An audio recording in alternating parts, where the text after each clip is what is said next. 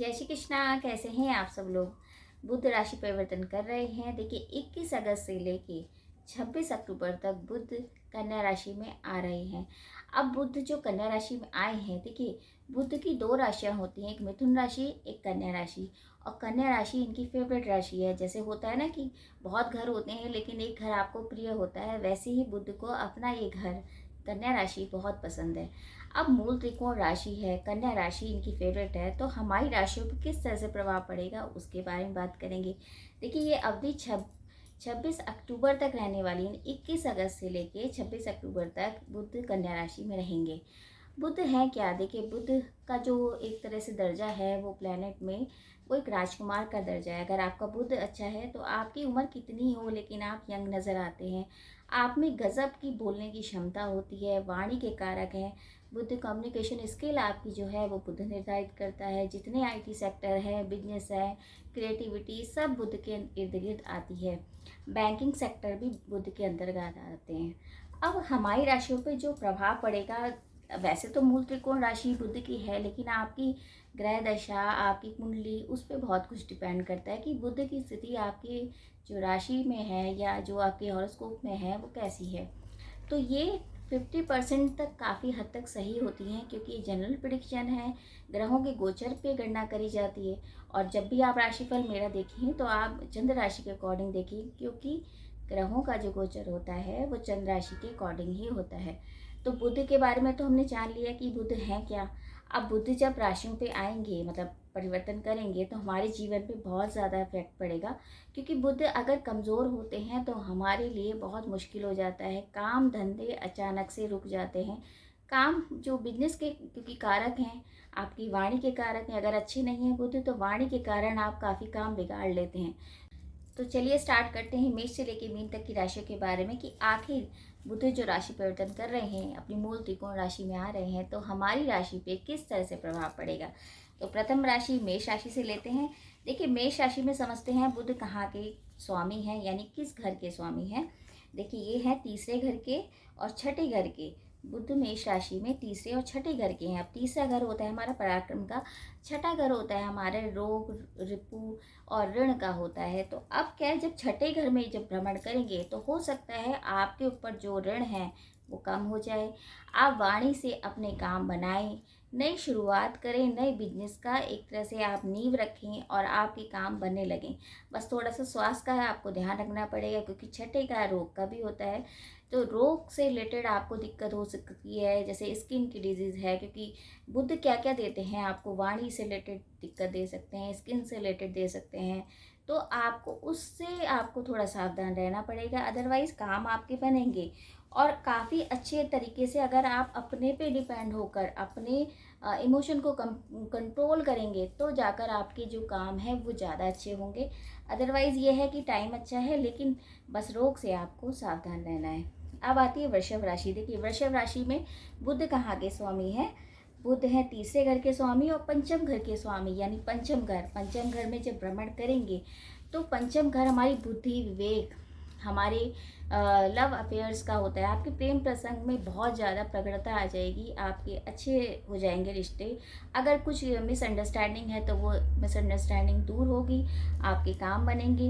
हो सकता है आईटी सेक्टर में आपके काम बनने स्टार्ट हो जाएं, या हो सकता है विदेश से रिलेटेड आपके काम जो अटके हैं वो काम हो जाए। बिजनेस आप नया स्टार्ट कर सकते हैं। सोच समझ के काम करेंगे तो आपका काम बहुत अच्छा रहेगा, क्योंकि बुध पंचम में आकर बहुत कुछ आपको देने वाले हैं। अब आती है मिथुन राशि। देखिए मिथुन राशि के खुद में स्वामी बुध हैं, तो कहाँ के स्वामी हुए, बुध हुए प्रथम घर के और चतुर्थ घर के, यानी सुख भाव के स्वामी हुए। अब सुख भाव में ही भ्रमण करेंगे, यानी कन्या राशि में भ्रमण कर रहे हैं, तो सुखों में वृद्धि। देखिए बुध क्या है, आपके सुखों में वृद्धि भी करेंगे, क्योंकि चतुर्थ घर सुख का होता है, माता का होता है। अगर माता की हेल्थ के इशू चल रहे हैं तो वो हेल्थ के इशू खत्म होंगे।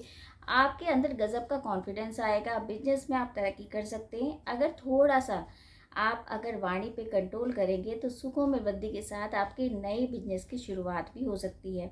नए काम में आप इन्वेस्टमेंट कर सकते हैं। आप शेयर मार्केट में करते हैं तो उसमें भी शायद आपको मुनाफा हो जाए। बस थोड़ा सा आपको गणपति जी की पूजा करनी पड़ेगी। देखिए एंड में तो मैं उपाय हमेशा बताती हूँ, वो अगर आप करेंगे तो आपको काफ़ी रिलीफ मिलेगा। और सुखों में और नए साधनों में, या नए सुखों के साधनों में आपकी वृद्धि होगी। बाकी यह है आपके लिए टाइम अच्छा है। अब आती है कर्क राशि। देखिए कर्क राशि में बुध कहाँ के स्वामी हैं? बुध तीसरे स्थान के स्वामी हैं और 12वें स्थान के स्वामी हैं। अब तीसरा स्थान में भ्रमण करेंगे, यानी कन्या राशि जो तीसरे स्थान पे आई तो वहाँ पे भ्रमण करेंगे, यानी आपकी पराक्रम में वृद्धि होगी। पराक्रम में आपकी वृद्धि होगी, साथ साथ आप छोटे भाई बहनों से भी बना के रखेंगे। मतलब जो मिसअंडरस्टैंडिंग हो रही थी वो आपकी दूर होती नजर आएगी। आपके कारोबार में वृद्धि होगी, लेकिन कहीं ना कहीं व्यय के स्वामी भी हैं, तो हो सकता है फिजूल खर्ची आप करें, फिजूल का इधर उधर यात्रा हो सकती है आपकी, उसमें थोड़ा आप इन्वेस्टमेंट कर सकते हैं, लेकिन यात्राओं से आपको लाभ भी होगा। आपके घर में अगर किसी भी तरह का डिस्प्यूट चल रहा है या प्रॉपर्टी को लेके विवाद है तो उसमें थोड़ी सावधानी बरतनी पड़ेगी। भाई बहनों से आपको बना के रखना पड़ेगा। वाणी से किसी को अपशब्द नहीं बोलेंगे तो बहुत अच्छा रहेगा।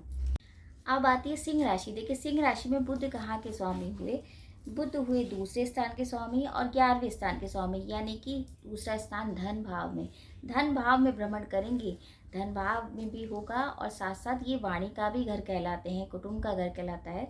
तो वाणी से आपको बहुत कुछ मिलने वाला है, बशर्ते आपको थोड़ा सा सेहत का ध्यान रखना पड़ेगा, क्योंकि अष्टम पे दृष्टि डालेंगे ना, तो थोड़ा सा आप इस चीज़ का ध्यान रखेंगे तो बहुत अच्छा रहेगा। अदरवाइज अगर अपनी वाणी से किसी को हर्ट नहीं करेंगे, प्यार से बोलेंगे, अपने काम निकालेंगे तो बहुत अच्छा रहेगा। आपके पैसों में भी मुनाफा होगा, धन में वृद्धि होगी, धन से रिलेटेड जो समस्या चल रही थी वो भी दूर होगी, क्योंकि कहीं ना कहीं 11वें स्थान के स्वामी हैं। तो बस यही है, वाणी से परेशान ना करिए किसी को और अपने आप भी प्रसन्न रहने की कोशिश करिए और सेहत का थोड़ा ध्यान रखिए। अब आती कन्या राशि।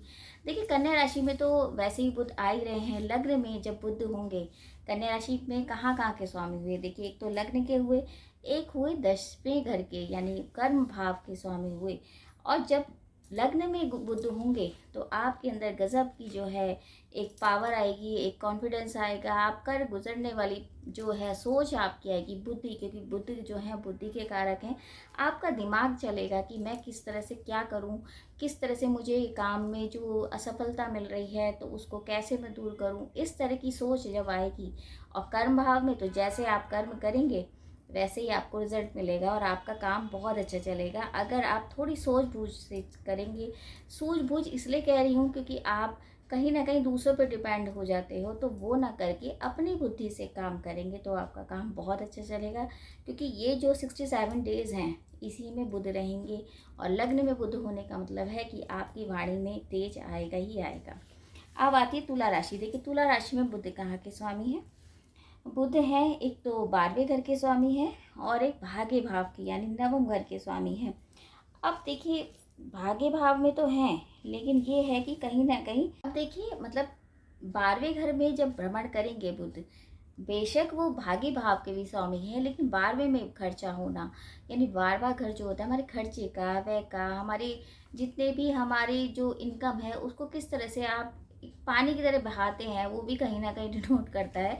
तो भाग्य आपका साथ देगा नो डाउट, लेकिन आपका खर्चा बहुत होगा, उसके बारे में सोचना पड़ेगा। फिजूल के खर्चे आप बढ़ा सकते हैं, उस पर ध्यान रखना पड़ेगा। हो सकता है क्योंकि हॉस्पिटल का कारक भी कहीं ना कहीं 12वां घर आता है, तो आपको सेहत से रिलेटेड दिक्कत हो सकती है। महत्वपूर्ण कोई कार्य है तो बहुत सोच समझ के करिए, सावधानी पूर्वक आपको टाइम बिताना पड़ेगा। धर्म में अगर रुचि लेंगे और दान पुण्य करेंगे, बच्चों को अगर कॉपी किताब आप बांटते हैं तो आपके काम बनेंगे। और गणेश जी की पूजा आपको ज़रूर करनी है। देखिए ये मैं इसलिए बता रही हूँ कि विशेषकर आपके व्यय होने के चांसेस हैं, तो उसको थोड़ा सा ध्यान रखेंगे तो ज़्यादा अच्छा है। बाकी है अगर आप धर्म में अपनी रुचि दिखाएंगे, भाव आपका मजबूत होगा और भाग्य आपको सपोर्ट भी करेगा। घबराने की बात नहीं है, थोड़ा सा बस ध्यान आपको और सावधानी पूर्वक आप किसी पेपर पे साइन करेंगे।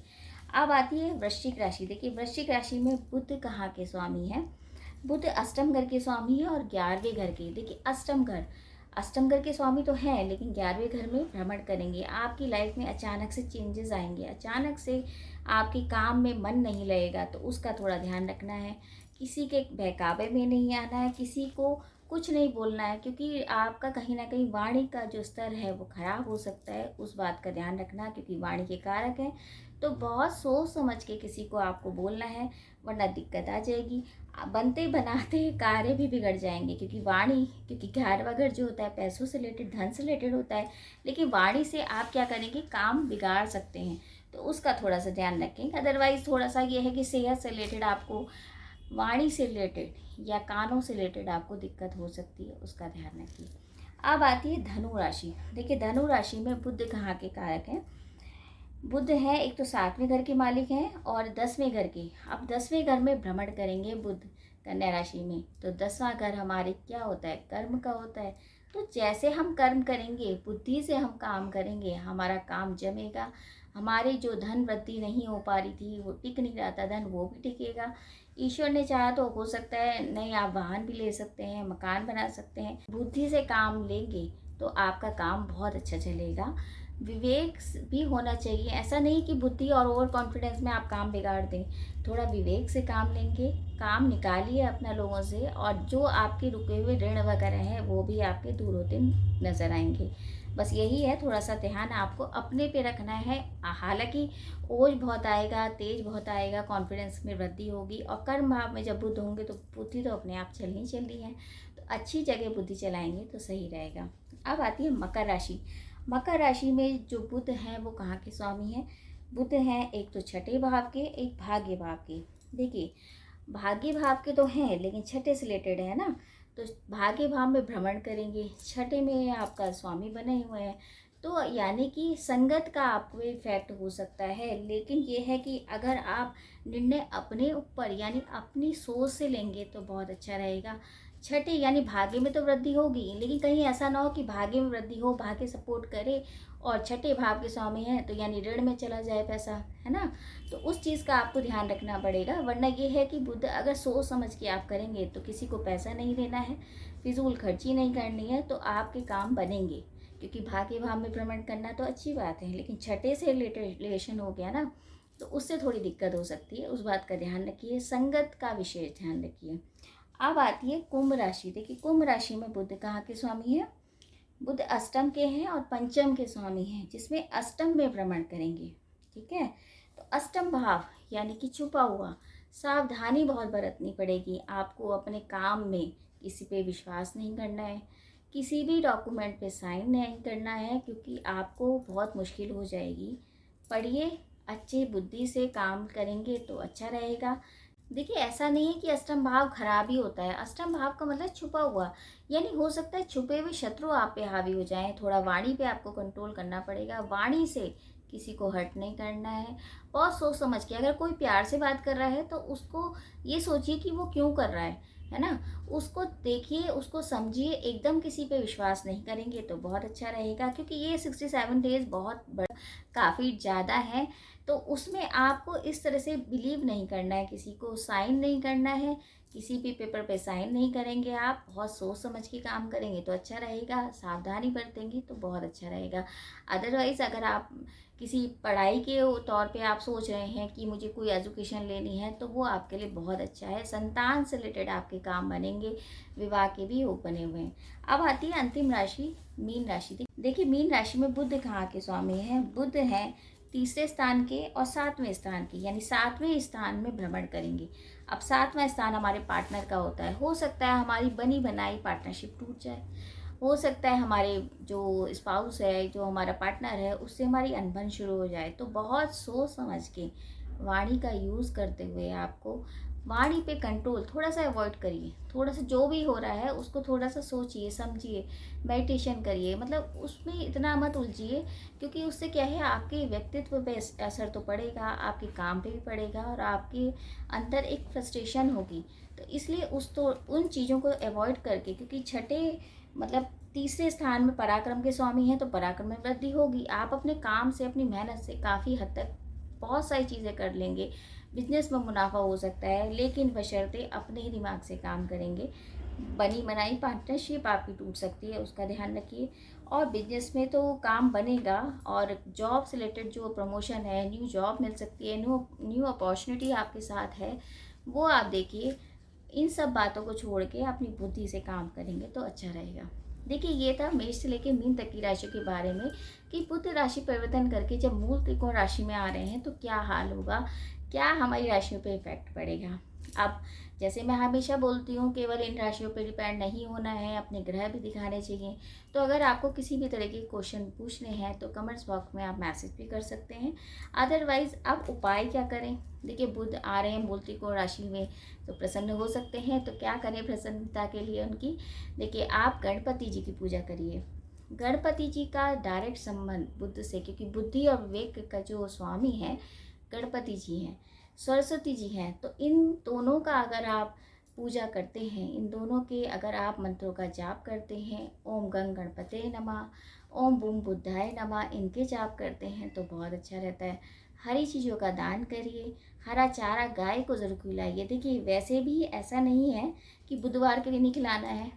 गाय माँ होती है, गाय की तो जितनी आप सेवा करेंगी भगवान आपको वैसे ही बहुत कुछ देता है, क्योंकि गौ माता में साक्षात देवी देवता निवास करते हैं। तो गाय की सेवा करिए, उसको चारा खिलाइए। छोटी कन्याओं को बहुत प्यार से टॉफ़ियाँ बांट सकते हैं, बहुत प्यार से आप कपड़े भेंट कर सकते हैं, हरे रंग के मिठाई दे सकते हैं, हरे रंग की नाप ही, मतलब छोटी कन्याओं को खुश करिए तो बहुत अच्छा रहता है। बुआ मौसी ये सब बुद्ध के इर्द-गिर्द हैं, तो उनको भी खुश रखिए। जितना आप स्त्रियों का सम्मान करेंगे उतना अच्छा रहेगा। आप किन्नरों को कुछ दान दे सकते हैं, उनसे आशीर्वाद ले सकते हैं। मूंग की दाल का जो है आप दान कर सकते हैं, साबुत मूंग किसी को खिला सकते हैं, दे सकते हैं। और किसी भी ज़रूरतमंद को, ऐसा नहीं है कि बुद्धि के लिए करना है, किसी भी ज़रूरतमंद को अगर आप कुछ खिलाते हैं, कुछ देते हैं तो उसकी ब्लेसिंग तो लगती ही है और ईश्वर भी आपको आशीर्वाद देते हैं। तो ये था मेष से लेके मीन तक के बारे में, और उम्मीद है ये छोटी सी वीडियो आपको अच्छी लगी होगी। वैसे कोशिश यही करती हूँ कि आपको अच्छे से समझ में आ जाए कि ये राशि परिवर्तन हो रहे हैं तो क्या हमारी इफेक्ट पे हो सकता है। और अगर आपको वीडियो अच्छा लगे तो आप शेयर भी कीजिए। जय श्री कृष्ण।